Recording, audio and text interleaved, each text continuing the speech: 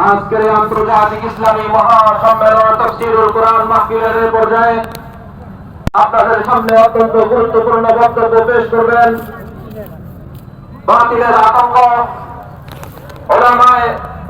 ওলামায়ে হকের নিশান জামিয়া ইসলামিয়া মাহমুদিয়া মাদ্রাসা চন্দ্রবাড়ির স্বনামধন্য প্রধান মুফতি হযরতুল আল্লাহ মুফতি রেজাউল করিম আবরার বক্তব্য নিয়ে আসছেন হযরত মাওলানা মুফতি রেজাউল করিম আবরার দাওয়াত বারাকাতুহুল আলিয়া। আসসালামু আলাইকুম ওয়া রাহমাতুল্লাহি ওয়া বারাকাতুহু। বিসমিল্লাহির রহমানির রহিম। আলহামদুলিল্লাহি রাব্বিল আলামিন ওয়াল আকিবাতু লিল মুত্তাকিন ওয়াস সালাতু ওয়াস সালামু আলা আশরাফিল আমবিয়া ওয়াল মুরসালিন ওয়া আলা আলিহি ওয়া আসহাবিহি আজমাইন, আম্মা বা'দ। قال الله تبارك وتعالى في قرآنه المجيد وفي فرقانه الحميد: والذي أرسل رسوله بالهدى ودين الحق ليظهره على الدين كله ولو كره الكافرون. وقال رسول الله صلى الله عليه وسلم: الإسلام يعلو ولا يعلى، أو كما قال عليه الصلاة والسلام. আল্লাহ রাব্বুল ইজ্জত ওয়াল জালালের লাখো কোটি শুকরিয়া আদায় করছি। আল্লাহ তাআলা আমাদেরকে আজকের আযীম শান মাহফিল বরিশাল বিভাগীয় কওমি ঐক্য পরিষদের আজকের এই আযীম শান মাহফিলে আল্লাহ আমাদেরকে কর্মব্যস্ত সময়ে দিনে আল্লাহ আমাদেরকে এখানে হাজির হওয়ার তৌফিক দান করেছেন। আমরা সবাই একবার আল্লাহ রাব্বুল ইজ্জত ওয়াল জালালের দরবারে কালেমাতুশ শুকর আদায় করি, আলহামদুলিল্লাহ। চুপচাপ করেন না, একটু জোরে পড়েন সবাই, আলহামদুলিল্লাহ। খুব লম্বা কথা বলার সুযোগ নেই। এখানে বাংলাদেশের বড় বড় উলামায়ে কেরামগণ আসবেন, বক্তারা আসবেন, খুতবা ইসলামরা আসবেন, তারা লম্বা কথা বলবেন। আমি খুব ছোট্ট করে কয়েকটা কথা বলবো। আল্লাহ তাআলা আমাকে যেন ইখলাসের সাথে বিশুদ্ধ কথা বলার তৌফিক দান করেন। আমাদের কিংবদন্তিতুল্লাহ আকাবির হাকিমুল উম্মাহ মুজাদ্দিদুদ দ্বীন ওয়া মিল্লাত আল্লামা আশরাফ আলী থানভী রাহিমাহুল্লাহ, আল্লাহ তার কবরকে জান্নাতের টুকরা বানিয়ে দেন। আমিন। হাকিমুল উম্মাহ আল্লামা আশরাফ আলী থানভী রাহিমাহুল্লাহ, তার ব্যাপারে হযরত শেখুল ইসলাম জাস্টিস মুফতি মুহাম্মদ তাকির উসমান হাফিজাহুল্লাহ, হযরত থানভী রাহিমাহুল্লাহ রাজনৈতিক দৃষ্টিভঙ্গি নিয়ে একটা ছোট্ট কিতাব লিখেছেন, যে কিতাবের নাম হলো হাকিমুল উম্মতকে সিয়াসি আফকার, হাকিমুল উম্মতের রাজনৈতিক দৃষ্টিভঙ্গি। তো ওই কিতাব থেকে দু চারটা কথা বলে আমি আজকে শেষ করবো। এই কিতাবের ভূমিকায় হযরত শেখুল ইসলাম জাস্টিস মুফতি মুহাম্মদ তাকির উসমান হাফিজাহুল্লাহ একটা কথা লিখেছেন, সেটা হলো হযরত থানভী রাহিমাহুল্লাহ খুব বিলাসীপূর্ণ তাসনিফা, অর্থাৎ ইলমি বিলাসীপূর্ণ, মানে উচ্চাঙ্গের ইলমি গবেষণা, উচ্চাঙ্গের ইলমি তাহকিক। হযরত থানভী রাহিমাহুল্লাহ খুব উচ্চাঙ্গের, আপনি হয়তো ইলমের যাকাত আদায়ের জন্য বিলাসিতাপূর্ণ কোন গবেষণা, কোন রচনা, কোন তাসনিফাত আপনি হাকিমুল উম্মাহ মুজাদ্দিদুদ দ্বীন ওয়া মিল্লাত আল্লামা আশরাফ আলী থানভী রাহিমাহুল্লাহ আপনি পাবেন না। কিন্তু এই উপমহাদেশের মুসলমানদের যে কয়েকটা সংকট আছে, উপমহাদেশের মুসলমানদের রাজনৈতিক সংকট বলেন, উপমহাদেশের মুসলমানদের সামাজিক সংকট বলেন, উপমহাদেশের মুসলমানদের অর্থনৈতিক সংকট বলেন, উপমহাদেশের মুসলমানদের আধিপত্যবাদী সংকট বলেন, হযরত শেখুল ইসলাম লিখেছেন যে উপমহাদেশের মুসলমানদের এমন কোন সংকটের জায়গা নাই যে সংকটে আপনি হাকিমুল উম্মত আল্লামা আশরাফ আলী থানভী রাহিমাহুল্লাহ কিছু না কিছু, অর্থাৎ এই উপমহাদেশের মুসলমানদের যত সংকট আছে, এই উপমহাদেশের মুসলমানদের সংকটের যত জায়গা আছে, এই উপমহাদেশের মুসলমানদের সংকটের যত ক্ষেত্র আছে, সব ক্ষেত্রে সব জায়গায় হাকিমুল উম্মত মুজাদ্দিদুদ দ্বীন ওয়া মিল্লাত আল্লামা আশরাফ আলী থানভী রাহিমাহুল্লাহ কোনো না কোনো রিসালা আপনি পেয়ে যাবেন, কোনো না কোনো লিখনি আপনি পেয়ে যাবেন। হাকিম মোহাম্মদ আশরাফ আলী থানভী রাহিমাহুল্লাহ থেকে আপনি এই সংকটের কোনো না কোনো সমাধান পেয়ে যাবেন। আল্লামা তাকি উসমানী হাফিজাহুল্লাহ হযরত হাকিম মোহাম্মদের রাজনৈতিক দৃষ্টিভঙ্গি নিয়ে লম্বা আলাপ দিয়েছেন। রাজনৈতিক দৃষ্টিভঙ্গি নিয়ে আমি লম্বা আলাপ দিব না, আমি শুধু দুটা কথা বলবো। একটা কথা হলো, হযরত হাকিম মোহাম্মদ আশরাফ আলী থানভী রাহিমাহুল্লাহ লিখেছেন, আমাদের পৃথিবীতে খ্রিস্টান রাজ্য বলতে আমরা যে রাজ্যগুলো চিনি, উপমহাদেশে আমরা খ্রিস্টান রাজ্য হিসাবে যে রাজ্যগুলো জানি, উপমহাদেশ না সারা দুনিয়ায়, হযরত হাকিম মোহাম্মদ লিখেছেন যে খ্রিস্টান রাজ্যগুলো তাদের ধর্ম দিয়ে, তাদের ধর্মীয় কিতাব দিয়ে শাসন হয়েছে খুবই একদম কম সময়। রাষ্ট্র পরিচালনার ক্ষেত্রে খ্রিস্টান রাজ্যদের একটা মৌলিক থিম ছিল, রাষ্ট্র পরিচালনার ক্ষেত্রে খ্রিস্টান রাজ্যদের একটা মৌলিক উসুল ছিল। হযরত হাকিম মোহাম্মদ লিখেছেন যে তাদের একটা মৌলিক থিম ছিল, মৌলিক উসুল ছিল কায়সার, কায়সার, গির্জা, গির্জা। মনোযোগ, খ্রিস্টানদের রাজ্য পরিচালনার মূলনীতি ছিল কায়সার, কায়সার, গির্জা, গির্জা, কায়সার, কায়সার, গির্জা, গির্জা। কায়সার মানে তাদের রাষ্ট্র, গির্জা মানে তাদের ধর্মীয় উপাসনালয়। তাদের তো আমাদের ধর্মীয় উপাসনালয়, যেখানে আমরা ধর্ম পালন করি, নামাজ পড়ি, আল্লাহর ইবাদত করি, সেটার নাম মসজিদ। আপনারা জানেন খ্রিস্টানদের তাদের ধর্মীয় যে জায়গা আছে সেটাকে তারা বলে গির্জা। তাদের রাষ্ট্র পরিচালনার একটা মৌলিক স্লোগান ছিল গির্জা গির্জার মতো থাকবে, কায়সার কায়সারের মতো থাকবে। অর্থাৎ আপনি ধর্ম 100 পালন করতে চান, আপনি গির্জার ভিতর ধর্ম পালন করেন, আপনাকে কেউ বাধা দিবে না। আপনার ফ্যামিলি ধর্ম পালন করতে চায়, আপনি গির্জার ভিতরে 100 ধর্ম পালন করেন, আপনাকে কেউ বাধা দিবে না। আপনার ব্যক্তি জীবনে আপনি ধর্ম পালন করতে চান, আপনি গির্জা পালন করেন, আপনাকে কেউ বাধা দিবে না। আপনার পারিবারিক জীবনে আপনি ধর্ম পালন করতে চান, আপনি গির্জা পালন করেন, কেউ আপনাকে বাধা দিবে না। আপনার সামাজিক জীবনে আপনি ধর্ম পালন করতে চান, আপনার গির্জায় আপনি ধর্ম পালন করেন, কেউ আপনাকে বাধা দিবে না। এর বাহিরে কায়সার কায়সারের মতো থাকবে। অর্থাৎ রাষ্ট্রের আইন কি হবে, গির্জা মাথা ঘামাবে না। রাষ্ট্রের সংবিধান কি হবে, গির্জা মাথা ঘামাবে না। রাষ্ট্রের কার সাথে যুদ্ধ করবে, গির্জা মাথা ঘামাবে না। রাষ্ট্র কার সাথে সন্ধি করবে, গির্জা মাথা ঘামাবে না। রাষ্ট্রের সেনাপতি কি হবে, গির্জা মাথা ঘামাবে না। রাষ্ট্রের প্রধানমন্ত্রী কি হবে, গির্জা মাথা ঘামাবে না। রাষ্ট্রের সংসদ কারা চালাবে, গির্জা মাথা ঘামাবে না। অর্থাৎ তারা ধর্মকে রাষ্ট্র থেকে একেবারে আলাদা করে দিয়েছে। তাদের কথা ধর্ম থাকবে গির্জায়, ধর্মের বিধান থাকবে গির্জায়, ধর্মের কিতাব থাকবে গির্জায়, ধর্মের আহকাম থাকবে গির্জায়। আর রাষ্ট্র যেটা আছে তিসরা, রাষ্ট্র যেটা আছে কায়সার, যে রাষ্ট্র হোক না কেন, রাষ্ট্রের কোন কাজে, রাষ্ট্রের কোন ক্ষেত্রে, রাষ্ট্রের কোন বিষয়ে ধর্মের ছায়া থাকবে না। অর্থাৎ তারা ধর্মকে রাষ্ট্র থেকে সম্পূর্ণ আলাদা করে দিয়েছে।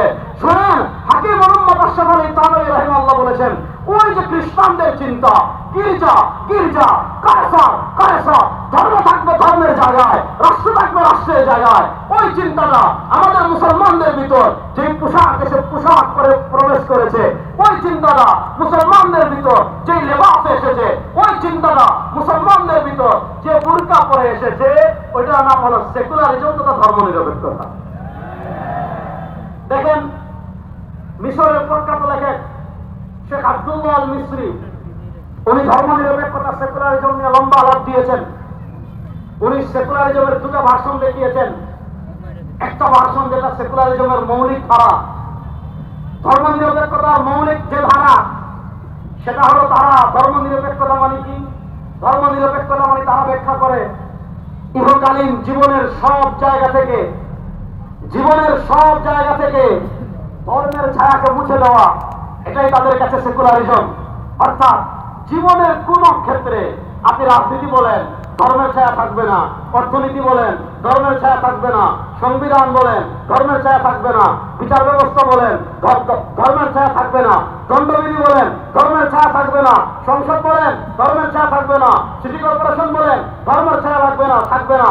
অর্থাৎ রাষ্ট্রের সব জায়গা থেকে ধর্মের ছায়াকে মুছে ফেলা, জীবনের সব জায়গা থেকে ধর্মের ছায়াকে মুছে ফেলা, এটা হলো মূল সেকুলারিজম। এবার বুঝেন, সেকুলারিজম বলে রাষ্ট্রের সব জায়গা থেকে ধর্মের ছায়াকে মুছে দিতে হবে, জীবনের ছায়াতে, জীবনের সব ক্ষেত্র থেকে ধর্মের ছায়াকে মুছে দিতে হবে। আর ইসলাম কেন এসেছে?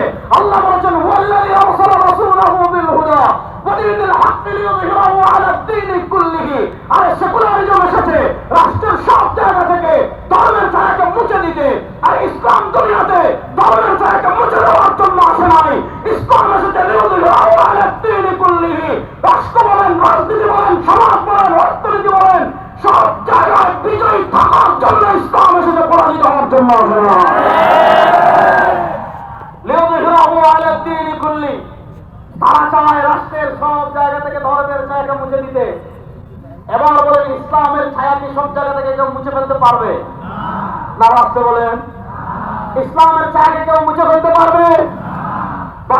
এবার পরের কথায় আসেন, যখন দেখেছে এইটা যে সব জায়গা থেকে যদি ধর্মের ছায়া মুছে ফেলতে চাই, তাহলে সাধারণত এই চিন্তাটা মুসলমান সহজে গিলবে না, এই চিন্তাটা মুসলমান সহজে খাইবে না।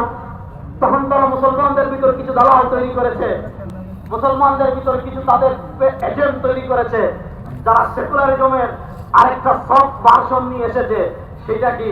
ওই যে খ্রিস্টানরা বলেছিল গির্জা গির্জা, কায়সার কায়সার, গির্জা গির্জার মতো থাকবে, কায়সার কায়সারের মতো থাকবে। তারা মুসলমানদের ভিতর সেকুলারিজমের আরেকটা সফট ভার্সন তৈরি করেছে।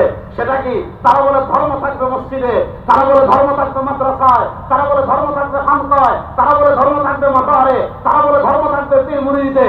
আরে শুনেন, ইসলামে ইবাদত একটা গুরুত্বপূর্ণ রুকন, ইবাদতকে কখনো খাটো করা যাবে না।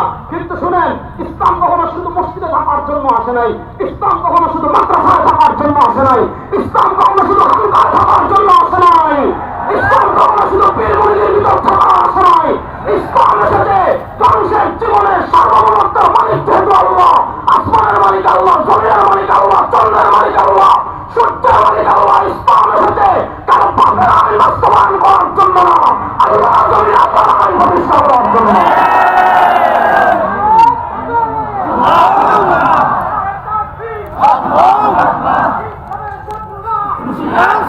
মুসলমান ভালো করে বুঝেন, আমি খুব সংক্ষিপ্ত সময় কয়েকটা কথা বলি। বাংলাদেশ স্বাধীন হয়েছে 1971 সালে। 1971 সালের আগে, 1971-এর আগে 1947 থেকে 1971 আমরা ছিলাম পাকিস্তান। 1971-এর আগে 1803 সাল থেকে নিয়ে 1803 সাল থেকে নিয়ে 1947 সাল পর্যন্ত আমরা ছিলাম ব্রিটিশের গোলাম। আমাদের ক্ষমতা দখল করেছিল ব্রিটিশরা। এই ব্রিটিশের আগে 700 বছর ভারতের মালিক ছিলাম আমরা, ভারতের ক্ষমতায় ছিলাম আমরা। শুনেন, ইস্ট ইন্ডিয়া কোম্পানি আমাদের উপর জুলুম করেছে। শুনেন, আজকে যারা স্বাধীনতার চেতনার কথা বলেন, যেই জানোয়ার আজকে স্বাধীনতার চেতনার কথা বলে, এই দেশ থেকে ইসলামকে মাইনাস করার ষড়যন্ত্র করে, এই দেশ থেকে ইসলামকে বাদ দেওয়ার ষড়যন্ত্র করে, আমরা বলি আরে 1971-এর আগে যাও। 47-এ পাকিস্তান প্রতিষ্ঠার আন্দোলনের নেতৃত্ব দিয়েছেন ওলামায়ে কেরাম, ব্রিটিশ বিরোধী আন্দোলনের নেতৃত্ব দিয়েছেন ওলামায়ে কেরাম, শহীদ হয়েছেন ওলামায়ে কেরাম, বন্দী জীবনে নির্বাসিত হয়েছেন শেখুল হিন্দ হযরত মাহমুদ হাসান দেওবন্দি রাহিমাহুল্লাহ, শেখুল আরবি ওয়াল আজম হুসাইন আহমদ বদরি নফরুল্লাহ মাকাদাহু। ব্রিটিশ বিরোধী আন্দোলনের নেতৃত্ব দিয়েছে আমরা, পাকিস্তান প্রতিষ্ঠার আন্দোলনের নেতৃত্ব দিয়েছেন আমরা। সুতরাং আমাদেরকে এই দেশ থেকে বাদ দিবা, দিল্লি মামলায় যাবে না। কথা বলা করে বুঝেন, 1947-এর আগে 1947-এর আগে 1803 সাল থেকে নিয়ে 1947 সাল পর্যন্ত ইস্ট ইন্ডিয়া কোম্পানি দেশের ক্ষমতায় ছিল। এবার বলেন, ইস্ট ইন্ডিয়া কোম্পানি দেশের মালিক ছিল নাকি ডাকাত ছিল? না, রাষ্ট্র বলেন, বলেন, ইস্ট ইন্ডিয়া কোম্পানি দেশের মালিক ছিল নাকি ডাকাত ছিল? আচ্ছা বলে, আপনার বরিশাল যদি কেউ ডাকাতি করে, বরিশালে কেউ দখল করে ফেলেছে, ডাকাতদেরকে আপনি যখন পিটিয়ে বিদায় করবেন, আওয়ামী লীগ আমাদের উপর জুলুম করেছিল, অত্যাচার করেছিল, আওয়ামী লীগ ক্ষমতা থেকে চলে গিয়েছে, আওয়ামী লীগের আইন সংশোধনের, আওয়ামী লীগ যে সংবিধান করেছে, আওয়ামী লীগ যে আইনগুলো করেছে, এগুলা সংস্কারের আলোচনা উঠছে কি উঠে নাই? উঠছে। তাই এবার ব্রিটিশরা আমাদের উপর জুলুম করেছে 150 বছর, ব্রিটিশরা আমাদের উপর অত্যাচার করেছে 150 বছর। এবার ব্রিটিশের বিদায় ব্যবস্থা মানে আপনার বাংলাদেশ চলুক, ব্রিটিশের আইন মেনে আপনার বাংলাদেশ চলুক, ব্রিটিশের অর্থনীতি মেনে আপনার দেশ চলুক। ডাকাতদের আইনে আমরা আমাদের দেশ আর দেখতে চাই না। এবার আমি যে কথা বলতে যাচ্ছি তা বুঝেন, ব্রিটিশরা ছিল ডাকাত, বলেন ব্রিটিশরা ছিল। আর এই প্রজন্ম এই চিন্তা মাথায় ঢুকাতে হবে এবং এটা সবাইকে জানাতে হবে, এরা মালিক ছিল না, এরা ছিল ডাকাত। মালিক আমরা, মালিক কারা? তারা ছিল কি? ডাকাত। এখন দেখেন ব্রিটিশ আমাদের দেশ থেকে বিদায় নিয়েছে 1947-এ। 1947 থেকে ব্রিটিশ চলে যাওয়ার পর ব্রিটিশ তাদের মতো করে একটা ইসলাম আমাদেরকে দিয়ে গিয়েছে। আপনি ব্রিটিশের ইসলাম পালন করবেন, আপনি রাশিয়ার ইসলাম পালন করবেন, আপনি আমেরিকার বানানো ফর্মুলা ইসলাম পালন করবেন, কোন সমস্যা নাই।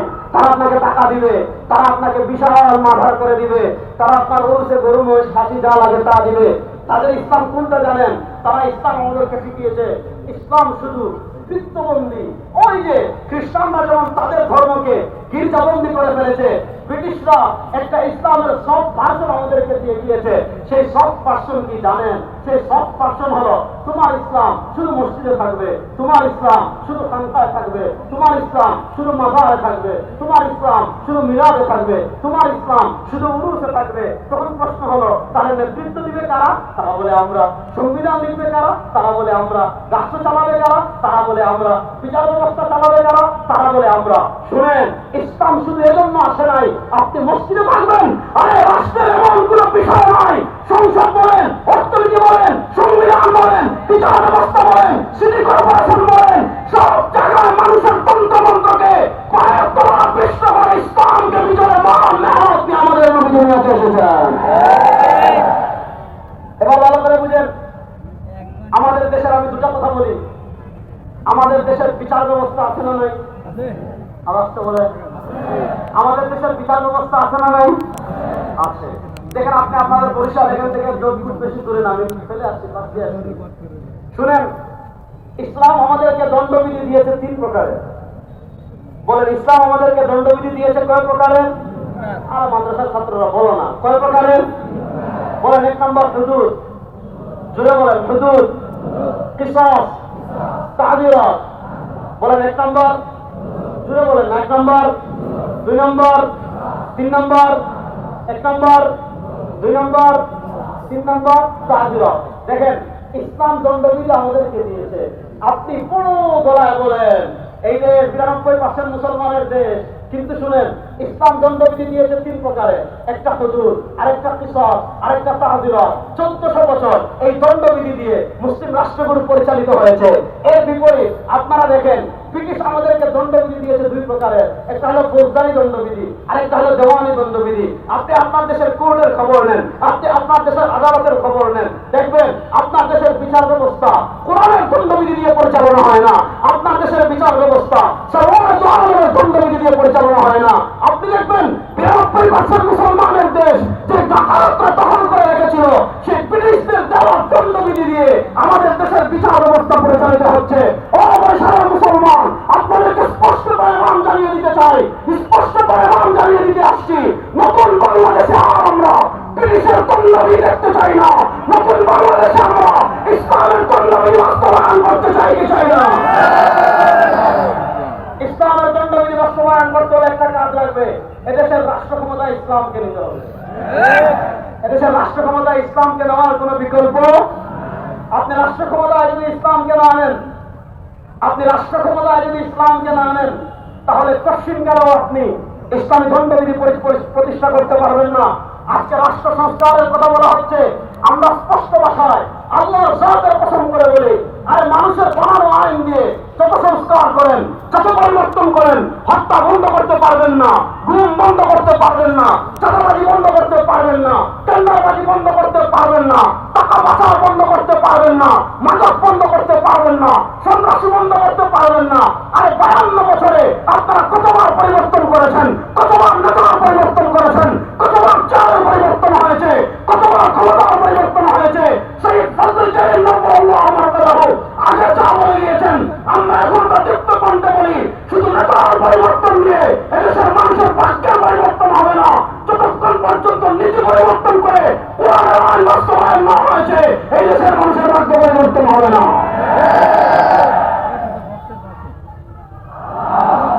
আমরা আল্লাহর জাতের কসম করে বলি, আপনারা যত সংস্কার বলেন দুর্নীতি বন্ধ করতে সেই হলো বড় দুর্নীতিবাজ। গত 1 বছর আগে আপনারা যুগান্তরের রিপোর্ট দেখেছেন, মাদক নির্মূল কমিটি করেছে, কিন্তু দেখা গিয়েছে মাদক নির্মূল কমিটির যে আহ্বায়ক তার ঘরে 21 কেজি গাঁজা পাওয়া গেছে। কথা বুঝছেন? তাহলে আমরা বলি, আল্লাহ কসম করে বলি, মাত্র 3 মাসের জন্য বাংলাদেশে কোরআনের আইন বাস্তবায়ন করে দেখেন, মাত্র 3 মাসের জন্য বাংলাদেশে কোরআনের বিচার ব্যবস্থা বাস্তবায়ন করে দেখেন, খুন বন্ধ হয়ে যাবে, জুলুম বন্ধ হয়ে যাবে, অন্যায় বন্ধ হয়ে যাবে, চাঁদাবাজি বন্ধ হয়ে যাবে, উন্নয়নের নামে ওদের বদলে বাস্তব বন্ধ হয়ে যাবে। এবার বলেন, দেশের বিচার ব্যবস্থায় কোরআন আসুক, এটা আপনারা চান কি চান না? তারা তারা চান দেখে হাত তুলে ধরুন। দেশের বিচার ব্যবস্থা কোরআনের আলো আলোকিত হোক, আমরা চাই কি চাই না? এই জন্য বলেন, দেশের বিচার ব্যবস্থা আল্লাহ আদালত, আল্লাহ জমিন, আল্লাহ আসমান, আল্লাহ শক্তি তো আল্লাহ। এদেশের বিচার ব্যবস্থা কোরআনের আইন বাস্তবায়ন হোক, আপনারা চান কি চান না? তাহলে দেশে ইসলামকে ক্ষমতায় নেওয়ার প্রয়োজন আছে না নাই? এবার আসেন দ্বিতীয় প্রসঙ্গে আমি বলি, অর্থনীতি। অর্থনীতির আমি দুটো কথা বলি, সময় যেহেতু কম, মুরব্বীরা আসবেন। আচ্ছা বলেন, সুদ হালাল না হারাম? আর আসতে বলেন, সুদ হালাল না হারাম? আরে জুড়ে বলেন, সুদ হালাল না হারাম? আচ্ছা বলেন, যে দেশের অর্থনীতির ভিত্তি সুদের উপর হয়, এই দেশের উপর আল্লাহ রহমত পড়ে না গজব পড়ে?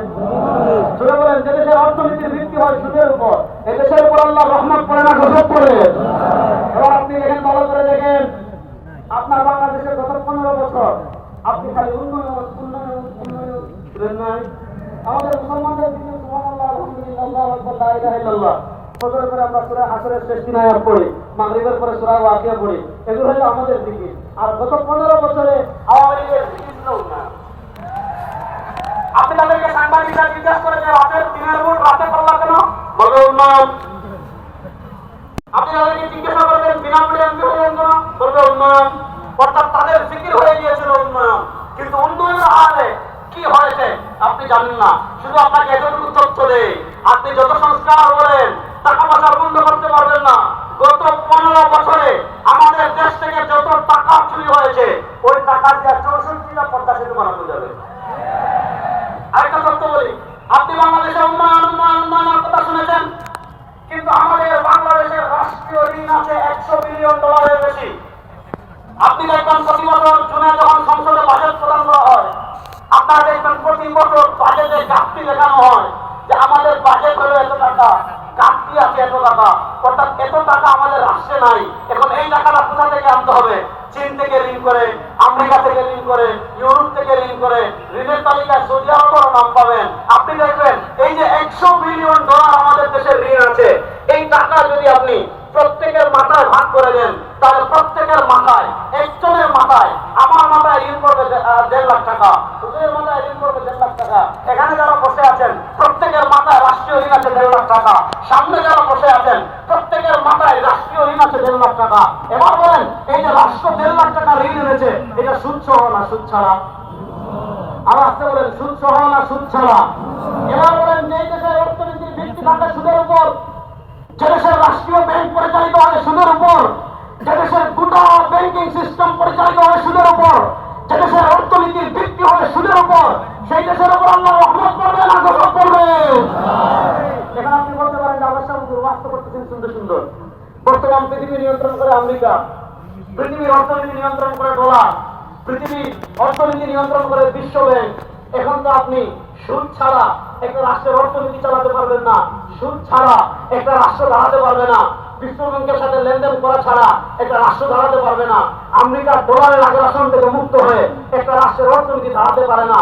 আমি বলি, দাঁড়াতে যে পারে এটা বোঝার জন্য হযরত সিদ্দিক আকবরের কাছে যাওয়ার দরকার নাই, হযরত ওমর ইবনে খাত্তাবের কাছে যাওয়ার দরকার নাই, হযরত উসমানের কাছে যাওয়ার দরকার নাই, হযরত আলীর কাছে দরকার নাই। আর আমেরিকার আধিপত্যবাদকে ছিন্ন করে, বর্তমান পৃথিবীর ইহুদি খ্রিস্টানদের অর্থনৈতিক আগ্রাসনকে ছিন্ন করে, কোরআন হাদিসের অর্থনীতি নিয়ে যে একটা রাষ্ট্র 2 বছরে দাঁড়িয়ে যায়, তার সবচেয়ে বড় প্রমাণ আল্লাহর সীমানা যে ভূমিতে বসবাস করে আফগানিস্তান। আপনি দেখেন, আফগানিস্তান আমেরিকা স্ট্রাইক দিয়ে রেখেছে, তাদের যে রিজার্ভ আছে, রিজার্ভ যেহেতু মোল্লারা ক্ষমতায় আসছে, মোল্লারা ক্ষমতায় আসার কারণে আমেরিকা তাদের রিজার্ভ $100 বিলিয়ন বা $150 বিলিয়ন মতো যেটা ছিল, সেটাকে তারা কি করেছে? আটকে দিয়েছে। এটা আফগানিস্তানের একদম বৈধ টাকা ধরে বলছে তোদেরকে টাকা দিব না, পৃথিবীর কোন রাষ্ট্র তাদেরকে স্বীকৃতি দেয় নাই, পৃথিবীর বড় কোন রাষ্ট্র তাদের পাশে দাঁড়ায় নাই। আরে বেটা, আমাদের আকীদা হলো যাদের সাথে আল্লাহর নুসরত আছে, যাদের সাথে আল্লাহর মদদ আছে, পৃথিবীর কোন বড় শক্তি তাদের পরাজিত করতে পারে না।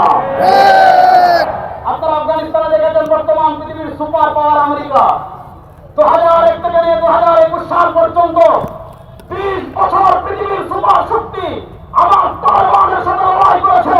তাদের অস্ত্র থাকতে পারে, তাদের ক্ষমতা থাকতে পারে, কিন্তু তাদের সাথে আল্লাহ, আফগানিস্তানের তালেবানের সাথে আল্লাহ জন্মই তারা বিজয় হয়েছে।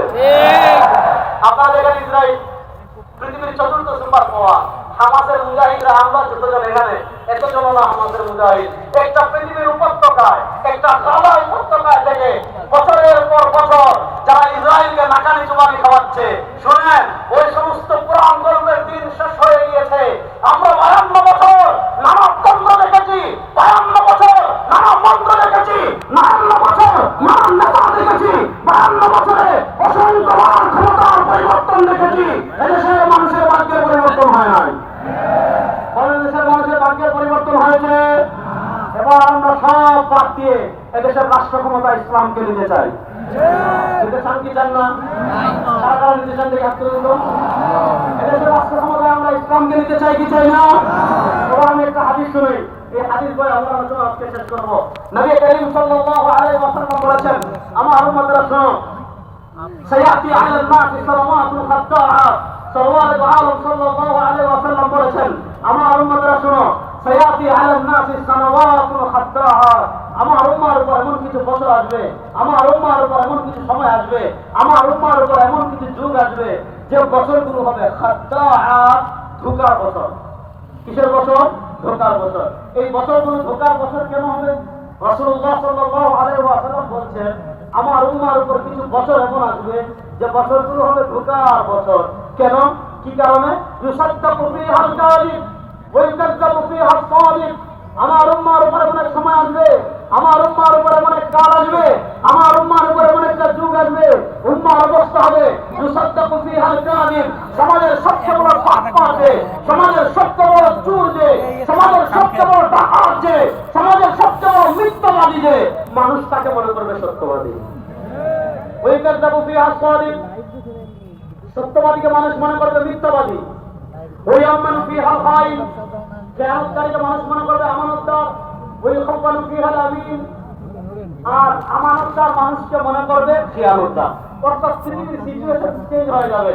আর নবী করিম ইসলাম বলেন, ওই তাকাল্লামু ফীহি রুয়াইবিদা, হাদিসে আসছে ওই সময় রুয়াইবিদা কথা বলবে। সাহাবায়ে কেরাম জিজ্ঞাসা করেছেন, ওমর রুয়াইবিদা ইয়া রাসূলুল্লাহ, রুয়াইবিদা কথা বলতে নেতৃত্ব দিবে, রুয়াইবিদা আবার কারা? নবী করিম সাল্লাল্লাহু আলাইহি ওয়াসাল্লাম জবাব দিচ্ছেন, الرجل الطافه يتكلم في امر العامه، الرجل الطافه তার কাছে কোরআনের ইলম নাই, তার কাছে হাদিসের ইলম নাই, যে মাতামুনার কাছে কোরআন নাই, যে মাতামুনার কাছে হাদিস নাই, যে মাতামুনার কাছে সত্যবাদিতা নাই, যে মাতামুনার কাছে আমানতদারিতা নাই, এরকম চোর, ডাকাত, লম্পট, বদমাশ, টাকা আত্মসাৎ করে, রাষ্ট্রের বিলিয়ন বিলিয়ন টাকা পাচার করে, বিদেশের বেগমপনা তৈরি করে, এরা হয়ে যাবে নেতা। এরা হয়ে যাবে, বলেন এরা হয়ে যাবে। বলেন আমাদের সমাজে এই চিত্র আছে না নাই? আপনি দেখেছেন ফরিদপুরের ছাত্রলীগের জেলা সভাপতি, ভালো করে শুনেন, ফরিদপুরের ছাত্রলীগের জেলা সভাপতি বাংলাদেশ থেকে বিদেশে পাচার করেছে 2000 কোটি টাকা। এখন চিন্তা করেন, ছাত্রলীগের এক জেলা সভাপতি যদি 2000 কোটি টাকা পাচার করে, গত 15 বছরে বাংলাদেশ থেকে কত টাকা পাচার হয়েছে যেগুলো আমরা জানি, আর আমরা জানি না এমন কত টাকা পাচার হয়েছে তা তো আল্লাহ ভালো জানেন। আমার শেষ কথা হলো এটা, যদি ভাগ্যের পরিবর্তন করতে চান, শুধু নেতার পরিবর্তন করতে হবে না, নিজের পরিবর্তন করতে হবে। ও বাংলাদেশের মুসলমান, আফগানিস্তানের মুসলমান যদি সারা দুনিয়ার রক্তচক্ষুকে অপেক্ষা করে আফগানিস্তানে আমাদের ইসলামকে প্রতিষ্ঠা করতে পারে, আফ্রিকার সিংহ সন্তানেরা যদি তাদের দেশে বিজয়ের দ্বার বন্ধ চলে যেতে পারে, এই বাংলাদেশে আল্লাহর জমিনে আল্লাহর ইসলামকে বিজয় করার জন্য আমরা আন্দোলনের জন্য প্রস্তুত আছি তো ইনশাআল্লাহ। আল্লাহ তাআলা ইসলাম বিজয়ের মেহনত করার তৌফিক দান করুন। শুনেন, সময় এখন আমাদের সময় এখন আমাদের, আমি সব জায়গায় বলেছি, কয়েক মাস আগে পরিচালিত বলে দিয়েছিলাম যে 1947 বাংলাদেশে একবার ইসলামকে বিজয় করার সুযোগ এসেছিল। 2024-এর জুলাই আগস্টের গণ অভ্যুত্থানের পর এই অভ্যুত্থানে আমাদের কি অবদান ছিল, আমাদের ইসলামী সংগঠনের কি অবদান ছিল, আমাদের আলেমদের কি অবদান ছিল। ওই দিন আমাকে একজন ছিল প্রশ্ন করেছে, আমরা সাহেব আপনি বলেন এই জুলাই আগস্ট অভ্যুত্থানে আলেমদের কি অবদান ছিল। আমি বললাম আপনি যে এই প্রশ্ন করেছেন এটার উত্তর হলো, কেউ যদি সূর্য দেখে বলে সূর্য যে আলোতে, এটার দলিল কি? ওইটা যেমন আহম্মক, আপনি যে প্রশ্ন করেছেন আপনি তার চার বড় আহম্মক। এই জুলাই আগস্টের গণ অভ্যুত্থানের পর আবার সুযোগ এসেছে। বাংলাদেশের মানুষ বুভুক্ষের মতো আমাদের দিকে তাকিয়ে আছে। বাংলাদেশের মানুষ নেতৃত্বের পরিবর্তন অনেকবার দেখেছে, চেহারের পরিবর্তন অনেকবার দেখেছে, ক্ষমতার ভালোবাসা অনেকবার দেখেছে, রক্ত অনেকবার দিয়েছে, জীবন অনেকবার দিয়েছে, শহীদ অনেকবার হয়েছে, কিন্তু দেশের মুসলিম মানুষের ভাগ্যের পরিবর্তন হয় নাই। এই সুযোগে আমরা যদি ইসলামকে এই দেশে প্রতিষ্ঠা করতে পারি, কোরআনকে এই দেশে প্রতিষ্ঠা করতে পারি, আদর্শ এই দেশে প্রতিষ্ঠা করতে পারি, ইনশাআল্লাহ দেশের মানুষের ভাগ্য পরিবর্তন হবে ইনশাআল্লাহ। সুতরাং আমাদের যারা আমরা আলেম আছি, আমরা মানুষদেরকে মনোযোগ, আমরা মানুষদেরকে নামাজের ওয়াজ বুঝিয়েছি, মানুষ নামাজ পড়ে। আমরা মানুষদেরকে দান সৎকার ওয়াজ বুঝিয়েছি, মানুষ দান সৎকার করে। আমরা মানুষদেরকে বুঝিয়েছি রমজানে সদকাতুল ফিতর দিতে হয়, মানুষ সদকায়ে ফিতর দেয়। আমরা মানুষদেরকে বুঝিয়েছি কোরবানির গরুর গোশত 3 ভাগ করে, 1 ভাগ খেতে হয়, আরেক ভাগ দিতে হয়, আরেক ভাগ দরিদ্রদেরকে দিতে হয়। মানুষ গোশত 3 ভাগ করে। এবার আমাদের কাছে সুযোগ এসেছে, আমরা মানুষের ঘরে ঘরে গিয়ে এই বার্তা পৌঁছিয়ে দিব যে ইসলাম ছাড়া, কোরআন ছাড়া আর কোনো কিছু দিয়ে তোমার ভাগ্য পরিবর্তন হবে না। সুতরাং ইসলাম প্রতিষ্ঠার মেহনত করবো ইনশাআল্লাহ। তারা করবেন নারায়ে তাকবীর, নারায়ে তাকবীর। আল্লাহ তাআলা দিন